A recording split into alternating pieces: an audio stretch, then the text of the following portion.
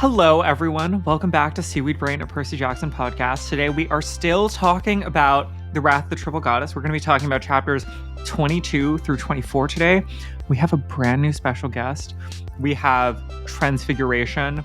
We have bee automatons. It's going to be a very exciting set of chapters, so stick around.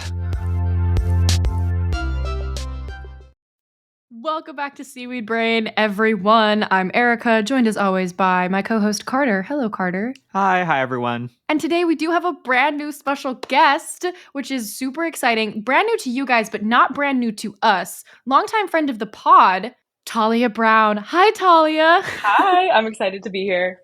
When did you first read Percy Jackson, and when did you first come upon Seaweed Brain in the corners of the internet? Yes, I think, and I have like notoriously no memory before the age of like 12, so this is a guess, but I think I read it in fourth grade for the first time because I know we were learning about mythology like later in that year, and I felt very superior because I already knew all the gods and goddesses. Yes. I was definitely that child. And then, yeah, I've reread the book so many times since then. Definitely not Trials of Apollo, though, that I've only read once. So sorry about that. But So have we. It's okay. yeah, I discovered this podcast because I was visiting a friend in Brookline, and on my drive home, I just like didn't feel like listening to music. And I had never really been a podcast person, but I had just finished a reread of, I think, Heroes of Olympus. Like, I think I had gotten all the way through that. And so, I don't know, I just searched Percy Jackson podcast. You guys were the first result, listened to the first episode, and I've been listening ever since. That was fall of 2021.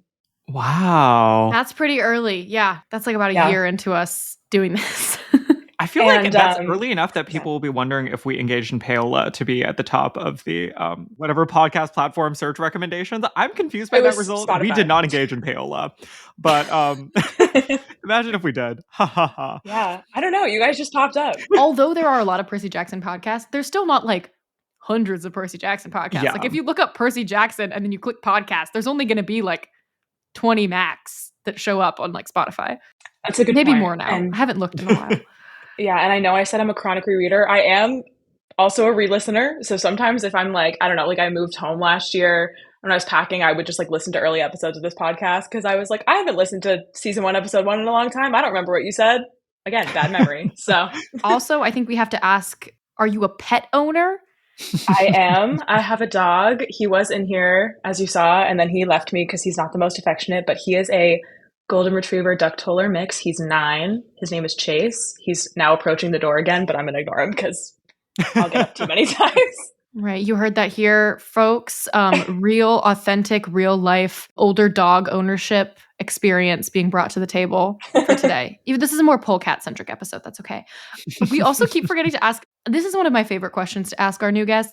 Rather than what is your godly parent, what's your mythic creature alignment, where do you fall, who do you identify with the most? Yes. So I have always thought that Peleus would make a really fun pet. He's the dragon that like guards Talia's tree. And I mean, my name is Talia. So like, you know, it makes sense. And I've been reading a lot of like dragon books recently, like, I don't know, Fourth Wing, Priory of the Orange Tree. So I'm just in a dragon phase right now. So I feel like, not that I would maybe like be him, but I think we would be pals, you know? Very quickly, is Priory of the Orange Tree worth the hype? Okay, I gave it like 3.5 stars. The amount of chance I give a book depends on how long it is. So since it's like an 800-page book, I gave it like 150 pages, and I was intrigued enough that I kept going. I would maybe like read it, but have it be like your secondary book. You know? Sure. Okay. Yeah, if it's 800 pages, it's going to take a while anyway. Yeah, and I don't really intend to read the prequel, so. Okay, yeah. Good to know. I did mention that I know you don't do the godly parent thing, but I do think that if I could like pick one, it would be Hecate. I don't know if I like am that personality wise, but if I could choose, I would want to be like a magic wielder. I think that's sick. I think we need to hear more about the children of Hecate. More on that later. Shall we dive in? Where did we last leave off, Carter? This is an excellent question. We last left off in a perfume shop in Nolita, amidst our journey through multiple perfume shops. So we've been to 2 so far. Grover and Percy just had a confrontation with the shop owner. Annabeth has shown up to go with us to investigate the one remaining perfume shop, which is what we're doing now. Yeah, chapter 22, Annabeth asks to see the manager. This is a big getting ready for season 2 Sea of Monsters on Disney Plus section of chapters today, because we finally get to find out who the mysterious perfume naiads are. And they are all ex-handmaidens of Cersei from Cersei's Island. Talia, did you have other predictions about that before we got to this part of the book? Not really. I was saying, or I was thinking about it, and like the only sorceress or witch like characters that Percy's really interacted with would be Cersei, or I guess like you could call Calypso a sorceress type figure. But You could. she's a little busy right now with Leo. Yes. I have my own Otherwise thoughts engaged. about that. Yes, otherwise engaged. And she already kind of got her revenge on Percy with like the curses in Tartarus and stuff. So I just feel like she's kind of over it. And so I don't really think she would have any like motivation to send anybody after him, or like she doesn't really have anybody else besides herself that would be going after him. So yeah, Cersei made the most sense to me. Wow, that would be nuts. If it was actually Calypso sending people to like It was enact Calypso chaos, all along. that would be wild. She's not over it. That would add to the Percy's weird name dropping of Leo over and over again. Tension. True. There's also other cute callbacks, I guess, at the start of this chapter with the usually you don't drool when you're awake line from Annabeth to Percy. Yeah, that was cute. Shipping things to the gods. Percy's like, oh, I temporarily forgot that I shipped Medusa's head. Haha. Carter, what did you think about reviving the naiads from Cersei's Island? I'm going to be real with you. As I said earlier, I initially was like, this is double dipping. We already did that. We checked it in the box. That being said, when it was laid out as it was earlier by Talia, like, how many options do we have? I don't know what other counterfactuals we could have brought to the table that would feel satisfying if we're going to make it a reveal. We also could have, I feel, not made it a reveal, and they could have just been witchy naiads who are unrelated to past experiences by these characters. I think it makes sense as a reveal only because we're in Percy's perspective, and he legitimately doesn't know who these people are. It's true. And there's I don't think it's unreasonable for him to not know who these people are either. Like, I've decided that it's not that he doesn't remember them. It's that he never met them in the first place. Specifically, like he was never face to face with them. He certainly didn't learn their names. Yeah. They were never introduced to each other. Yeah, he was too busy being a guinea pig, right? Yes. And too busy being a guinea pig. Yeah. Yes. I went back and I read chapter 12 of Sea of Monsters because I was wondering how much of this was pulled out of that chapter versus like added for this. And there isn't any explicit mention of the 4 handmaidens. That is from the Odyssey. Homer talks about 4 handmaidens in Cersei's home who are like helping her with all of her work. When we go to Cersei's Island in Sea of Monsters, it's just specifically Hilla, who we meet when we first get to the island in her girl bossy pantsuit. And then there's like 2 unnamed attendants in girl bossy pantsuits who are about to do magic as Percy and Annabeth are like fleeing after they release the pirates. So it makes perfect sense logically that Annabeth says that she met them when she was getting her makeover. So Percy would have never met all 4 of them. And the line is, quote, I met them when ... when Cersei sent me for the makeover. But if they recognize you, we should assume they'll recognize me too. I don't know why I just got really stuck on this ellipses after when the first time. Was that weird to either of you? I pictured her taking like a steadying breath or something, being like not wanting to relive the memory, even though like obviously we know it ended up okay. But I'm like, what was the makeover? Like, what happened? Exactly. Like that when isn't giving when I'm trying to rack my brain for the memory when Cersei sent me for the makeover. It's giving I purposely don't want to talk about this for a certain reason. Maybe she was about to say when you got turned into a guinea pig and had to change tracks to be sensitive. I don't know. Interesting. Or was this makeover like a weird experience for her in many ways and one that I want to hear more about? Oh my gosh, I don't know why. I'm immediately drawn to like the Sisterhood of the Traveling Pants scene when they're trying to like fit Carmen for like a bridesmaid's dress. Have you guys seen the movie? Or am Yes. Yes. Okay, yeah. And then this is going to be a swear, but when they're like, well, tell whoever that Carmen has an ass. And then she like runs. It just like maybe Annabeth was just so like uncomfortable being put, because she is more, sporty, tomboyish, whatever you want to call her, like being put into this like very feminized like outfit and vibe. I don't know. Maybe she was like, ugh, that's not me. No, thank you. Yes. I don't even know if we can call this a prediction because I think this is like legally obligated that they are going to show us the makeover in this show. It's not just going to be Percy as a guinea pig and we don't get to see Annabeth's perspective experiencing what's happening. So I'm really looking forward to seeing what that was like for her. If it was uncomfortable because it goes against her perceptions of herself, if they're going to really try to talk to her and have that conversation about what it means to be a female hero and how female heroes don't get any credit, and she's going to have to absorb that. I'm just really excited for whatever that episode is going to be. Yeah. And we are revisiting those ideas here, not just because of this throwback, but because of Annabeth's chosen strategy, which involves another makeover for herself. She's doing Karen drag, I guess, as it were. Yes, isn't that interesting that she responds to this like potentially traumatic memory of a makeover with another makeover, but on her terms? True. Yeah, I suppose it is on her terms, but it's also, I think that there is an aspect of how her engagement in this makeover process is that it is a costume. It's specifically, she's making herself look the same way, but it is to play a character and not to be a different version of herself or to examine how Annabeth, might look a different way, but to, think about just generically what a Karen looks like. Like, I'm doing this because I have to play an evil woman, and this is what an evil woman would do. Is a fascinating perspective on like getting a blowout. Would anyone like to read the quote at the bottom of page 185? I remembered Annabeth's makeover. That had been back when we were in 7th grade, way before we started dating. Cersei had tried her best to convince Annabeth to join her crew of super fashionable witches, and for a hot minute, I thought Annabeth had given in. I remembered the way she looked in her elegant dress, with her coiffed hair and perfect makeup. I'd been a guinea pig at the time, but my little guinea pig jaw had hit the floor of the cage. Coiffed? Percy does not know what the word coiffed means, and you cannot convince me otherwise. Percy No, does I not agree. know about different long hair styling techniques. He's quite the boy. Yeah, I said he wouldn't have a reason to know about coiffing. Frankly, most people born after the year 1990 don't have a reason to know about coiffing because there are many ways to achieve different hairstyles. Even if we're talking about the effect, even if we are to believe that her hair was coiffed, wouldn't he just say voluminous? Wait, wouldn't he be using a term to describe the way it looks rather than the process by which it was created? I found this very fascinating. I also don't know what coiffed He means. says, I think he says her hair is like curled like a princess's or something, like in Sea of Monsters. I think that's what he says. I don't know if I'm right, but yeah, but like this is an interesting update where it seems like he maybe, I don't know, at several points in this book, his language is giving, I like learned about hairstyling at some point between age 13 and age 17. Oh yeah, it's like Hollywood waves. Oh. Beach waves. Yeah, kind of. Okay. The Sea of Monsters quote is, I almost didn't recognize her. She was wearing a sleeveless silk dress like Cece's, only white. Her blonde hair was newly washed and combed and braided with gold. Worst of all, she was wearing makeup, which I never thought Annabeth would be caught dead in. I mean, she looked good, really good. I probably would have been tongue-tied if I could have said anything except reet. But there was also something totally wrong about it. It just wasn't Annabeth.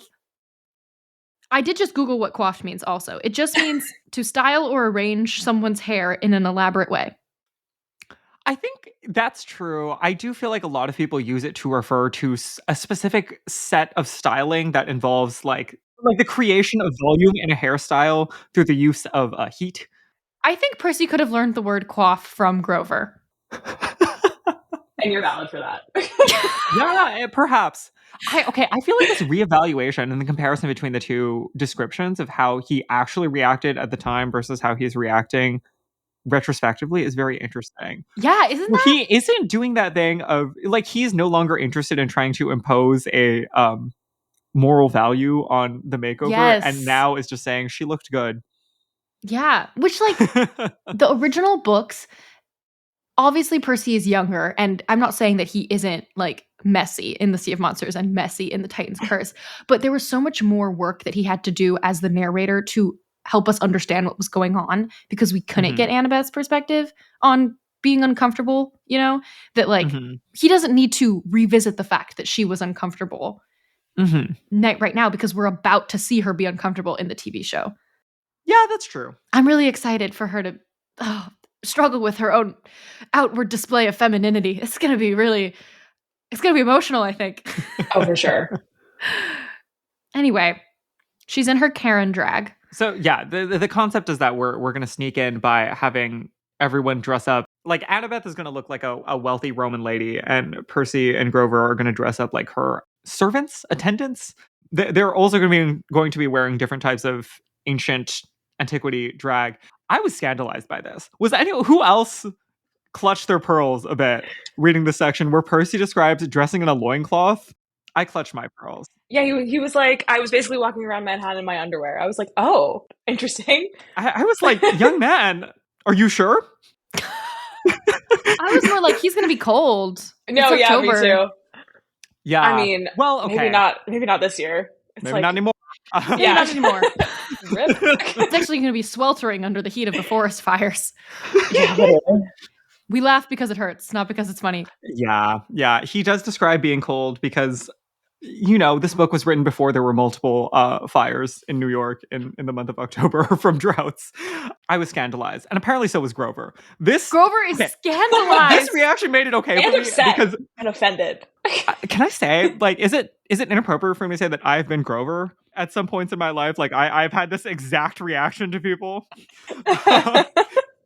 Where you're like at the beach and you see like your friend like without their shirt on for the first time and you're like, I feel like I have said this to say classmates, acquaintances, male peers with whom I did not have a close emotional relationship, where I would have said this maybe verbatim. I feel it's not unlikely in my teenage years that this would have happened. Probably not anymore, because I wouldn't interact with such people anymore. But I'm pretty sure this has happened. So you would have said, quote, I thought you had muscles and stuff. I really appreciated this. This for me was a great example of how to tactfully wade through this and make things funny while updating this character. I think that talking about a scantily clad 18-year-old can be difficult, but this was the perfect way, I think, to make it funny while also being visually descriptive and I also could not being vividly weird. hear Arian's voice saying this line as well. Exactly. It's not only funny because Grover is like surprised and like judging Percy, but it's also fun because we're canonizing Percy not being a 200 grams of protein raw meat whey consumer. Yeah. A Thank God. la the Marvel industrial complex. Can you imagine? Jesus. Are we done with that yet? As a society? We're not done with that yet. But I am. I've been done with that. And I'm glad that Rick is a real one. He understands. Yeah. He has a vision that can step outside of the constraints of the current time. He knows what is eternal. And it is swimmers. Swimming is eternal, literally. Whey protein wasn't always there, but the ocean, that was always there. Quote, second, I'm a swimmer, not a bodybuilder. Absolutely.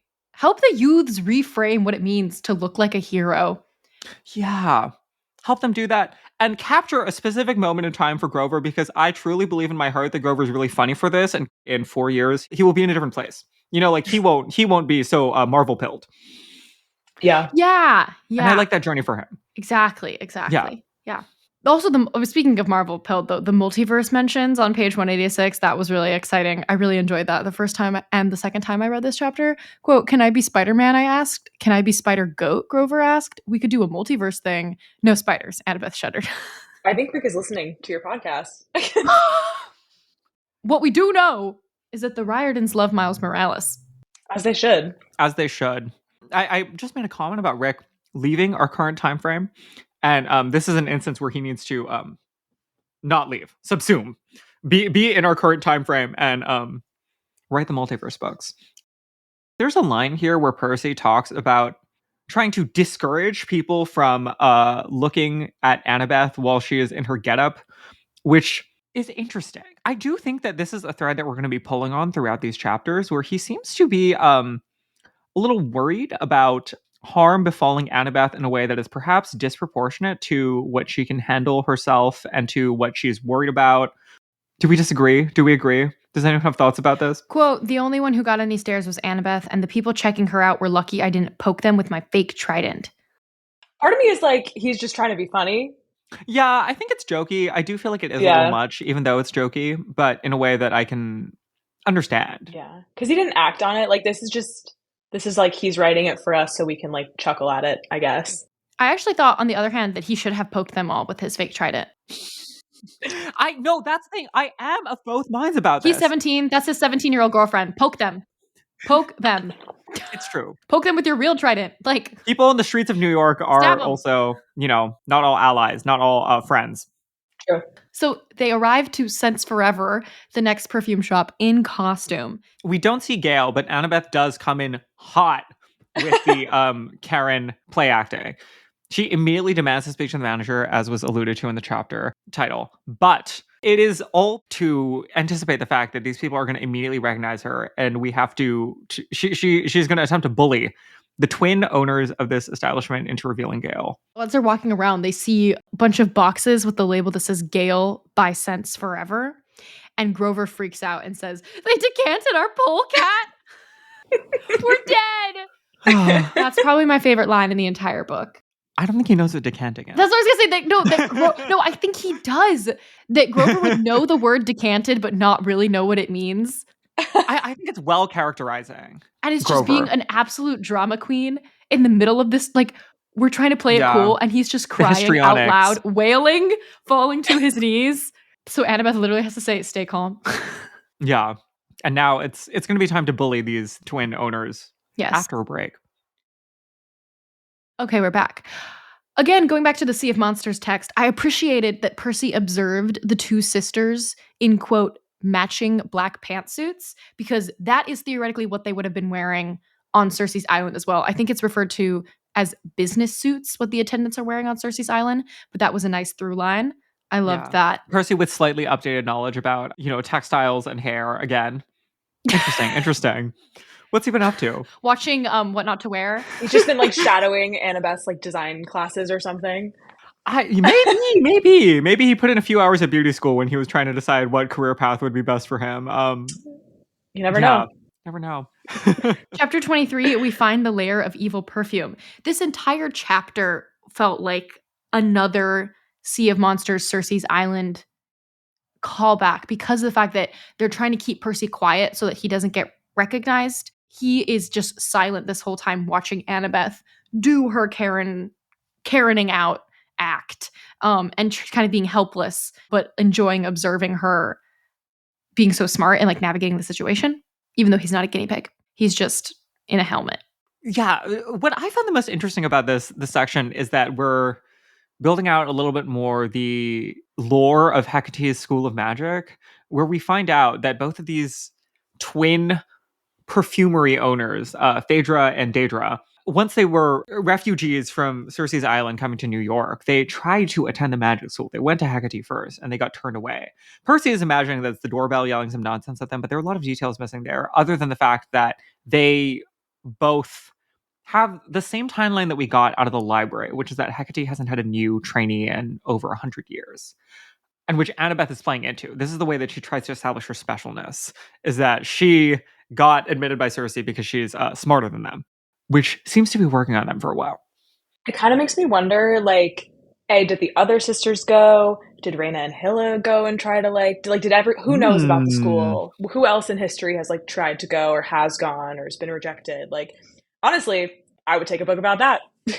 Yeah. I would take a book about all of the attendants, the vaguely witchy women who were on Cersei's Island and what they went and did after the island got ransacked by pirates. A short story for everyone. Again, to go back to the Sea of Monsters. In the Riordan verse, and this is different in different tellings of Cersei's story, in the Riordan verse, Hecate is Cersei's mother, which I think would have been an interesting point to reiterate here. What is Hecate's relationship with Cersei? Would Percy tell Hecate that they ran into her daughter's attendants? I wonder if he's retrofitting this on purpose or trying to not talk about it on purpose because the Madeline Miller book came out in between Sea of Monsters and this and got really famous and does not have the same relational idea about Cersei and Hecate. Yeah. In addition to Hecate being involved in Cersei's story, and we're here now seeing people also involved in Cersei's story, I just want to revisit this scene real quick because I think a lot of things from the scene would have been fun to tie in a little bit more heavily here. Cersei saying to Annabeth in chapter 12 of the Sea of Monsters, Cersei says, my mother is Hecate, the goddess of magic. I know a daughter of Athena when I see one. We are not so different, you and I. We both seek knowledge. We both admire greatness. Neither of us needs to stand in the shadow of men.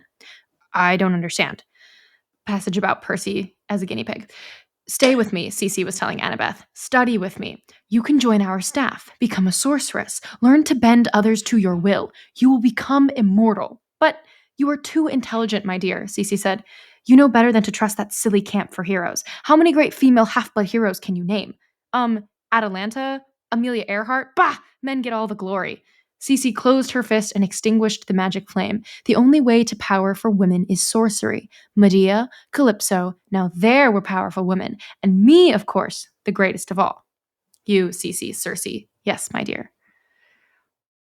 I don't feel as though we have yet in the Riordan verse received a true and satisfying post-mortem from Annabeth after being recruited by Cersei, recruited by the Hunters of Artemis, going through the Heroes of Olympus, doing all this nut stuff on what it means to be a female hero specifically within the canon. Yeah. And I think the show can really lean into that. Like, obviously in season 2, maybe we will get that deeper look into the makeover. Mhm. And then in season 3, like, I believe that's when Talia tells her, or tells Percy, like, Annabeth was recruited by the Hunters. She almost joined them. Maybe you should think about why. I don't know if that's her that says that, but somebody says it.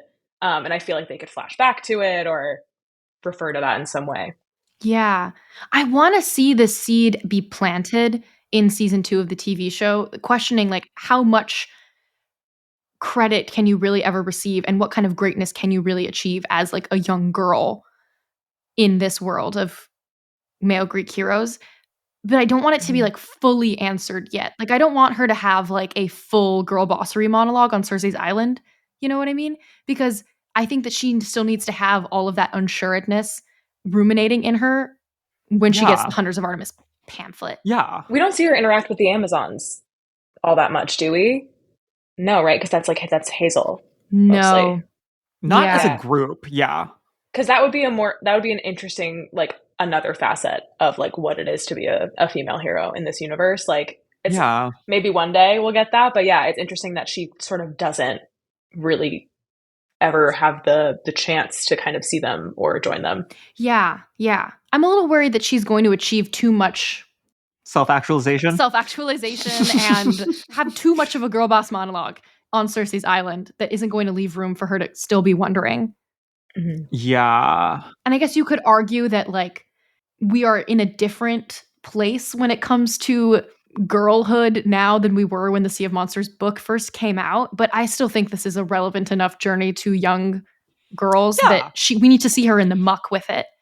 We're in a different place, but we're not in a place where these things are resolved. It's not as though there are no cultural discussions about comparative approaches to femininity and, like the role of historical models for womanhood on contemporary presentations and paths. I think those discussions are very active and if anything, perhaps more unsettled now than they were, like 8 years ago or something. Yeah. I'm going to strongly co-sign this, that 13 is not the right age to be self-actualized and to stop asking questions. Cersei is the beginning. The wrong age. Yeah. That's like the exact wrong age. What are you, in 7th or 8th grade at that point? Like, no. Oh, God. That's the thick of it. I'm almost worried that Disney is going to tread too lightly on the conversation of like boy-girl gender dynamics when you're 13 and not dive into it enough. And I hope that they really dive into it because it's an important part about these books. Mm-hmm. Yes. It's the different journey that Annabeth and Percy have because of how they interact with the world around them. Yes. This is maybe not the right time to get derailed in a Disney children's properties safety around femininity depictions conversation. But I think that there is a worry. My worry is that there's too much resolution, Yes. rather than a more, to avoid getting like too wheezy with it. I think, ambiguity is important, especially if your character is not old. It's okay for them to go on a journey, and the journey can span different ideas about themselves and about society. Yeah. Even to come back to Wrath, like Annabeth is only 17 at this point. That Yes. still isn't a good time for her to be resolved as far Yeah, as this is what not her femininity self-actualized is. point either. Like you gotta leave the heat on for a little bit more. Yeah, let her cook. Yeah. Yeah. And she is cooking. And she is. Yeah. She's cooking in the scene as she's doing her one version of a way that she can display femininity as a Roman Karen. And there's an interesting, on 194, Percy has a fun paragraph about how the mythological villains can afford so much square footage in Manhattan. Did you guys feel like this was a nod to what is to come in Trials of Apollo? Do you Yes. think that I these didn't are clock it also at first, but I think you're No, right. I didn't clock it at first either. I also was just like, Rick is also kind of just like, why can they? Like, he's just questioning it too, but that makes a lot of sense. Yeah, I wasn't sure which one it was. I wasn't sure if it was just like this is funny and this will always be funny. Like, how are all of them making enough money to be small business owners in Manhattan? Yeah. Or are we supposed to interpret that it is the triumvirate who's backing them? I think it probably is. I want to hear what y'all thought. Maybe I can make a poll. Let me know if you thought that was a throwaway line or a nod to the triumvirate. And then we find Gale. Yes. We are let in the back. She's in bad shape. Gale is being attacked by a swarm Poor of mechanical Gale. bees. That girl does not Gale is deserve this. trapped in a showy laboratory that Percy is also quick to mention to us he is not impressed by. He's like, you're doing too much. Yeah. The bells, the whistles, they're tricks. He said, I've seen the real thing. I've been in Hecate's kitchen. Let me tell you about a real witch. We may not have heard him in this chapter say that he doesn't like Annabeth with too much makeup on, but we did hear him say in this chapter that he doesn't like that showy laboratory. He likes a down-to-earth laboratory. Yeah, he's anti-consumerism. I love it. Yeah. He's telling you I don't just know about coiffing and garment styling. I'm going to tell you about interior design also, and you're doing too much. Maximalism is out. He perhaps respects women more enough now to say you can dress however you want to dress, and I'm not going to project my idea of what makes you feel comfortable, but I still don't like all that kitchen? fuss. I don't like fuss and feathers. What would Joe say? That was a really deep Little Women cut. I hope at least one person listening is going to pick up on that. On the day that we're recording this, Saoirse Ronan just did her looking back at my career video, the one where they like put the VHSs in. She loves Greta down. This really, when I tell you that this was the best thing to happen for several weeks to me, to the world, for culture, everybody should go and watch it. I've only seen clips so far, but I will watch the whole thing at some point. Wow. What are we talking about? We're talking about Gale. We can read a small excerpt. The polecat glared at him and chattered a series of barks so scathing I couldn't print them, partly because I knew I couldn't spell them, and partly because they are not fit for sensitive audiences. Yeah, that one got me too. Sensitive audiences? But I'm like, also he has no idea what she's saying, but Grover does. Yeah. Interesting. So I feel like the better way to, because this is in the past, is like, I don't remember what she said. Maybe Grover does. Like, because if it was English, he would probably remember it but he couldn't remember like the noises that she's making. I don't know. The noises. I think it's giving like Grover has edit access to the Google Doc. He's like, consultant. He's a story consultant. A story consultant. You share an empathy link, you share a Google Doc editorship. Please. That's so funny. He's like a little ghostwriter. But also, once again, who is the audience? Yeah. He knows he's not only writing in a Google Doc, he knows he's writing a book specifically. He knows he's writing for audiences that are middle grade, perhaps. Or like maybe he's in the PG-13 rating and is trying not to get bumped up to R. He has to watch the word counts. Which really continues to make me feel like the point where he is narrating at us from is some distant time in the future when Sally has convinced him that he should also write down his own story. I like that. Interesting. As an author. And she's like, my publisher, I'll set you up with my publisher. I could see, yeah, okay. Now that we've discovered Gale, quote, Daedra and Phaedra hugged and feigned shock, offering all sorts of excuses about Gale's lack of transparency when it came to expressing workplace concerns. Guffawed. Hilarious. That's what I would say too if you found me enslaving a polecat in my back room. We had a very open grievance procedure that wasn't utilized. She should have reported it to the correct channels if she wanted change. Yeah, I know HR people now. Meanwhile, she's running around being chased by bees. Like, when does she have the time? Systems are not designed to support us. No. Yeah, the specific HR person I work with, you've been put on blast. Know that. Bam. Let them know vaguely and indirectly, Carter. On the podcast they'll never hear. On page 197, we finally time for get the titular role. Oh my god, I was so excited. I wrote down the titular role. I also did. Yes, send me a picture. I'll post them when this episode comes out. Annabeth threatens Phaedra and Daedra with the wrath of the triple goddess. However, she Karen's a little bit too close to the sun in this case, because the twins immediately pause, stop, twin telepathy, and are like, we know what's up. We have clocked that you're not a real Hecate believer. And so we're geared up for a fight. I also have to say, I was listening to the audiobook of these chapters to review, and I was like, what is this voice that Jesse Bernstein is doing for Phaedra and Daedra? Why does it sound so familiar? It was Stefan. The voice was Stefan. And if you also listen to the audiobook, please confirm or deny that the voice was Stefan. Okay, next, chapter 24. We have a nice, orderly free-for-all. This is just a fight. Yeah. Quick fight. Very fun. All three Percy's of them. poison bending again. But he's like cautiously poison bending because he doesn't want to get into some chemistry that makes things go horrible again. Yeah. He feels restrained. He feels perhaps and the sea guilty. does not like to be restrained, as we know. Yeah. Which is why he quickly unrestrains himself. Yes. Yeah. With the excuse that Annabeth is in trouble. Yes. Okay. He's focused entirely too much on Annabeth being in trouble when it seems like she's fine. Like, what about Grover? I'm more worried about Grover. We know that she can hold her on. I'm more worried about Grover. Annabeth's more worried about Grover. Grover's more worried about Grover. I wonder if Percy's asking the right questions. Seems like the book is trying to emphasize to us that he's not. But also, I want to circle back to a quick lore thing that happens here, where I believe it's Daedra who does the Maleficent thing and magics herself up into a monster, thinking that is a more effective fighting position, which, girl, read a book. It never is. You...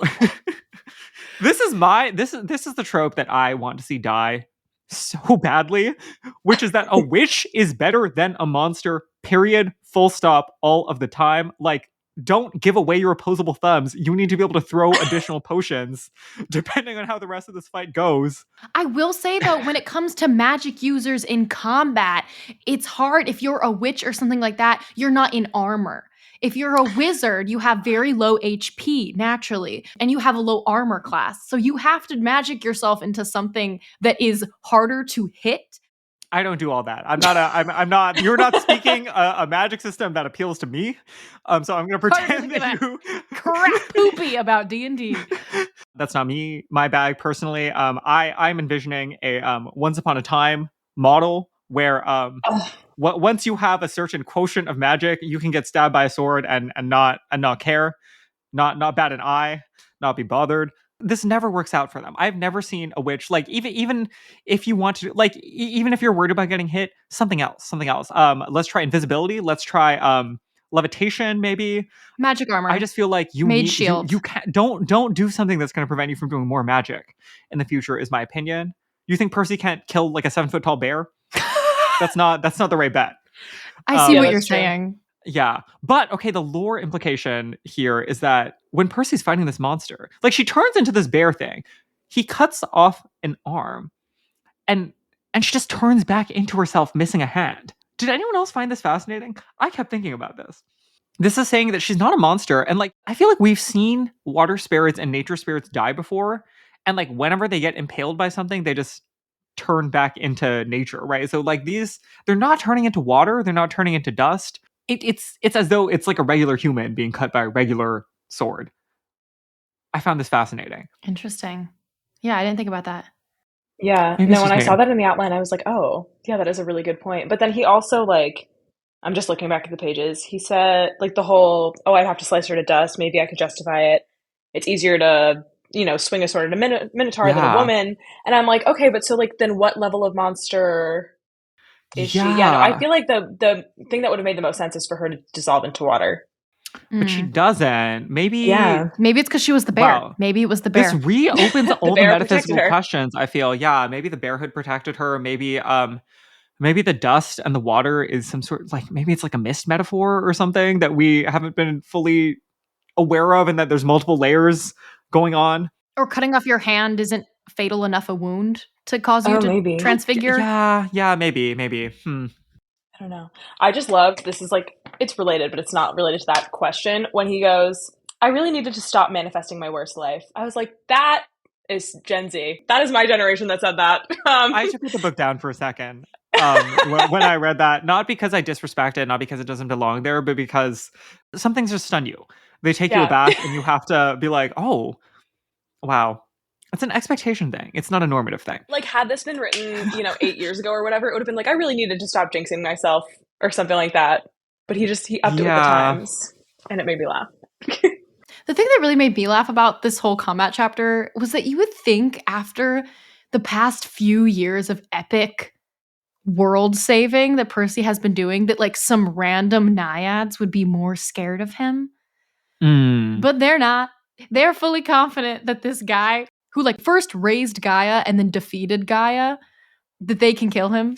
I love that. Has his lore not spread around? Or I just think even though his lore has spread around, the past few years of kickassery have nothing to like thousands of years of antiquity that these people have been alive for. And they just don't care. That's fair. They keep him humble. I think they're doing the same, like frequentist statistics as everybody else. And they're being like, eventually one of us is going to win. That's just luck. Like one day he's going to trip.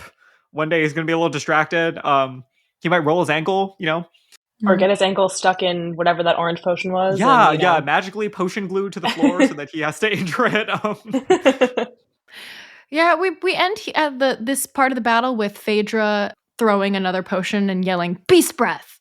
And we'll find out what happens next time with the beast breath. This has been this is exactly the conversation I wanted to have about the Sea of Monsters and this set of chapters today, and just like speculating what's going to go down in season 2 and what this sets us up for. Talia, do you have any other thoughts? Anything we missed that you wanted to address? No, I'm just really excited for season 2, particularly like the Annabeth storyline, because we can obviously see things from her perspective because it's not being narrated in, first person by Percy. So yeah, I hope that we get more than just like a silly little montage for the makeover scene. Like I hope it has more substance to it, and we, even if it's not like explicitly stated, we can kind of see on Leah's face like how Annabeth is feeling about it and if she's uncomfortable. And yeah, I just think it'll be able to be like more nuanced and more fleshed out than it was in the book. So I'm excited for that. Absolutely. And since you are a first time guest here, long time listener, and there was a lot of Percabeth content in this chapter, do you, Talia, think that Percabeth is the greatest love story ever told? I'm going to say yes. I feel like we all went through maybe a phase of not reading as much and maybe consuming like TV content. And I feel like there's just been nothing on TV to rival it. And I haven't come across anything in books that rivals it yet either. I've gotten back into reading as of late, so maybe I'll find something. But I just feel like they've really stood the test of time. Obviously, I keep coming back to media and stories that are related to this universe. So I just really love reading about them. I love that they were friends first. I like that Annabeth isn't just this like damsel in distress, that honestly like she saves Percy probably more than he saves her. And so yeah, I just think they're a great pairing. I think they're funny. And I continue to enjoy, reading books made for 8-year-olds as a 23-year-old because of them. So cheers. Yay. Yeah. Thank you, Talia. Thank you for joining us. It was great to have you here. Would you like to tell the people where to find you on the internet? Sure. My personal Instagram is at Talia_Brown_, just Brown spelled like the color. Talia is Talia. And then I actually just revived. I have a poetry account that I started in 2020. I posted like 2 poems now in 2024, so I'll try to keep that active. It's Talia B Poetry, so you can follow me there. Yay!